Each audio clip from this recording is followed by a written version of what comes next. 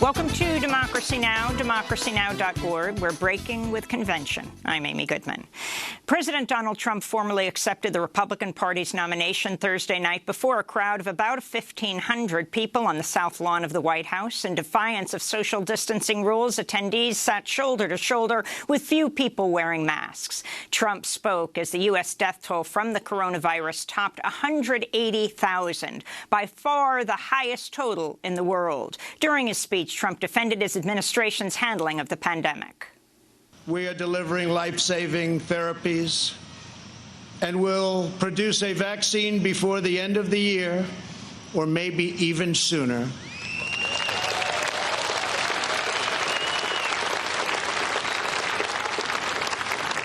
We will defeat the virus, end the pandemic, and emerge stronger than ever before. During his acceptance speech, Trump repeatedly attacked his rival Joe Biden, claiming he was a threat to the American dream. CNN reported Trump's speech included at least 20 lies and misleading statements. We'll have more on Trump's speech later in the broadcast.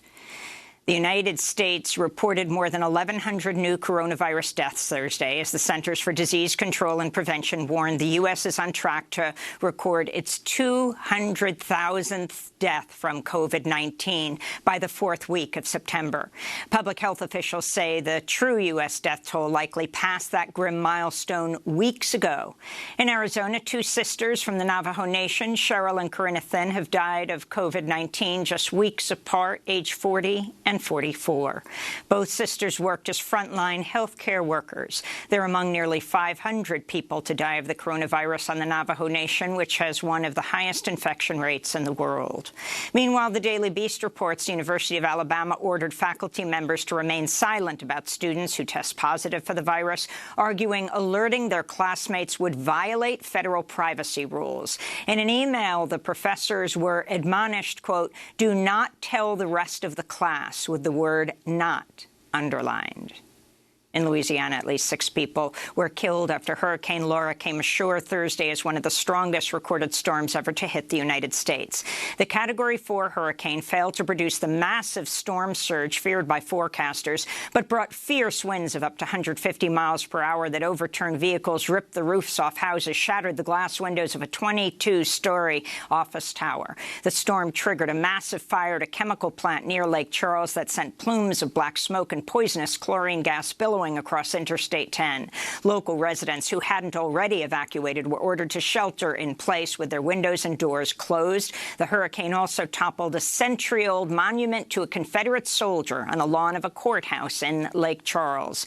Just 2 weeks ago, local officials voted to keep the statue in place amidst nationwide protests demanding the removal of monuments to slavery and racism. In Wisconsin, the father of Jacob Blake said Thursday his son is being handcuffed to a hospital bed in Milwaukee, where he remains paralyzed from the waist down after he was shot 7 times at point-blank range in the back Sunday by a white Kenosha police officer.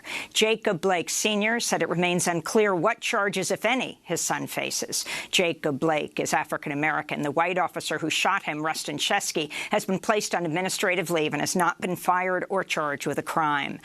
Protesters marched through Kenosha for a 5th straight night Thursday to demand Chesky's arrest, as Wisconsin Governor Tony Evers said Alabama, Arizona, and Michigan were sending more National Guard troops to patrol the streets.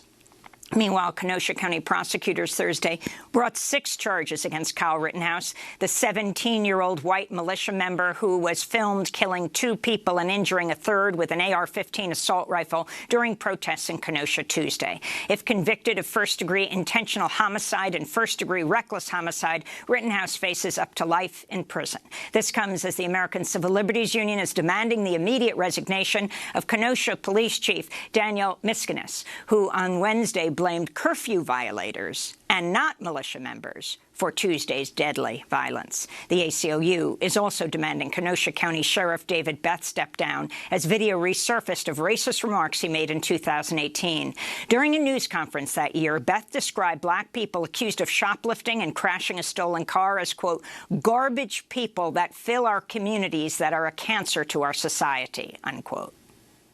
Let's put them in jail. Let's stop them from truly, at least some of these males, going out and getting 10 other women pregnant and having small children. Let's put them away. We put them away for the rest of their lives so that the rest of us can be better. Kenosha County Sheriff David Bath. In a statement, the ACLU said the actions of the sheriff and police chief, quote, uphold and defend white supremacy while demonizing people who were murdered for exercising their First Amendment rights and speaking out against police violence. After headlines, we'll speak with the head of the ACLU Wisconsin.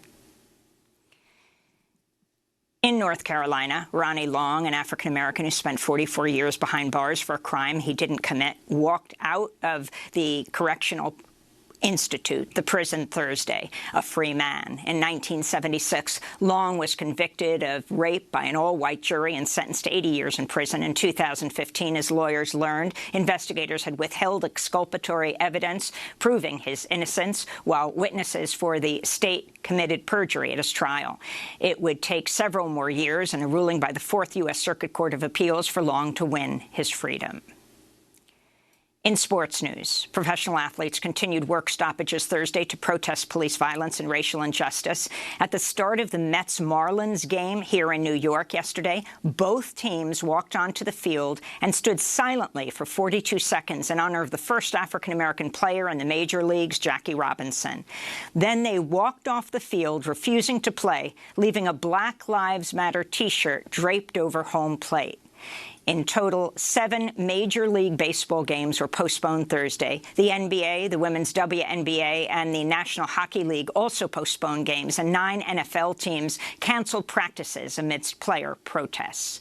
In Washington, D.C., tens of thousands of protesters from across the country are expected to march on the Lincoln Memorial today, joining ongoing demands for criminal justice reform and outcry against police brutality and racial violence. Participants will include the Reverend Al Sharpton, the families of George Floyd, Trayvon Martin, Eric Garner, Ahmaud Arbery, Jacob Blake, and Breonna Taylor.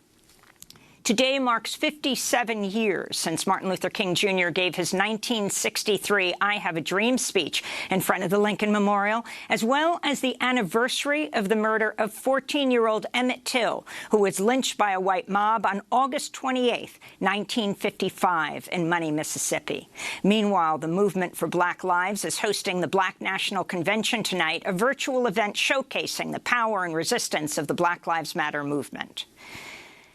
The Labor Department reports another 1 million U.S. workers filed initial unemployment claims over the last week, the 23rd straight week in a row that jobless claims shattered their pre-pandemic record. Meanwhile, the S&P 500 stock market index closed at an all-time record high on Thursday, and Forbes reports Amazon CEO Jeff Bezos has become the first person ever to amass a $200 billion fortune. In Japan, Shinzo Abe said Friday he's resigning as prime minister due to poor health. Over nearly 8 years in office, he remained pro-nuclear despite the 2011 Fukushima nuclear meltdown following the earthquake and tsunami. Throughout his career, Abe tried unsuccessfully to do away with Article 9 of Japan's constitution, which renounces war and bars Japan from using or threatening to use military force. In Coolidge, Arizona, members of several indigenous communities, including the Tohono O'odham Nation, on Wednesday temporarily blocked access to a site where 30-foot steel barriers are assembled for use in the construction of Trump's border wall. No border, no wall. No border, no wall. No border, no wall. The tribal members were non-violently protesting the ongoing desecration of sacred sites on ancestral indigenous land by construction crews building the wall along the U.S.-Mexico border. In related news, the New York Times reports top officials with the Department of Homeland Security in 2018 suggested deploying to the U.S.-Mexico border a so-called heat ray designed by the military to make people's skin feel as if it's burning when they're within range of the weapon's invisible beams. The disturbing suggestion reportedly came 2 weeks before the 2018 midterm election as President Trump pushed for extreme action to stop a caravan of thousands of refugees, mostly from Central America, coming to the United States. In more immigration news, refugee rights groups have filed a complaint with the Department of Homeland Security's Office of Civil Rights demanding the agency investigate violent and discriminatory practices against black refugees imprisoned at the Pine Prairie ICE Processing Center in Louisiana. 48 Cameroonian refugees held at the jail have launched another hunger strike protesting their indefinite detention, inhumane conditions during the pandemic, and racist treatment by prison staff. They've been reportedly retaliated against with solitary confinement after demanding their asylum claims be heard. This is video testimony of the Cameroonian hunger strikers published online in June. But the judge keeps saying that we are criminals. He doesn't believe what we are saying. So we are pleading with the people outside, all the NGOs, Southern Poverty, or the Congress people, please, the United States as a whole. We beg you people to help us in here. Help us in here. We are dying. We are dying for real. In Texas, the body of a missing soldier stationed at the Fort Hood Army base was found Tuesday night hanging from a tree some 30 miles from the base. 23-year-old Elder Fernandez went missing last week. He'd recently reported being sexually abused at the base and was working with an investigative unit. Last month, the remains of 20-year-old Fort Hood soldier Vanessa Guillen were also discovered near the base after she was bludgeoned to death and disappeared in April by a soldier Guillen had accused of sexually harassing her. Fernandez is the 13th Fort Hood soldier to have disappeared or been killed this year. And a U.S. District Court judge in Washington, D.C. has halted today's planned execution of Keith Dwayne Nelson, ruling the federal government failed to get a legally required prescription for the lethal injection drug pentobarbital. The ruling came just one day after the only Native American on federal death row, 38-year-old Lesmond Mitchell, was put to death using the same drug over the objections of the Navajo Nation.